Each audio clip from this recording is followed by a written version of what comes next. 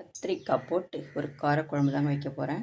இது பாருங்க, வெந்தயம், சீரகம், கடுகு, பூண்டு கூட போட்டுக்கலாம்.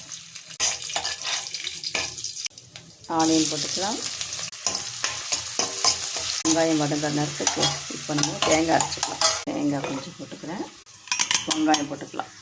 1/2 ஸ்பூன் சீரகம். இது தண்ணி ஊற்றி அரைச்சிக்கலாம். இதை அரைச்சிட்டு வந்தாச்சு. இப்போ தக்காளி, கருவேப்பிலை போட்டுக்கிறேன். குழம்புக்கு தேவையான அளவு இப்போவே போட்டிங்கன்னா உங்களுக்கு வெங்காயம் தக்காளி வதங்கும். இந்த தேங்காய் அரைச்சி போட்டுக்கலாம். கத்திரிக்காய் போட்டுக்கிறேன். மிளகாத்தூள் 2 ஸ்பூன். புளி தண்ணி ஊற்றிக்கலாம். குழம்பு ரெடி. 3 முட்டை அவிச்சு வச்சுருக்கேன், அதை போட்டுக்கிறேன். நான் சுட சுட சாப்பிட போகிறேன். முடிஞ்சால் எனக்கு ஒரு லைக் கொடுங்க.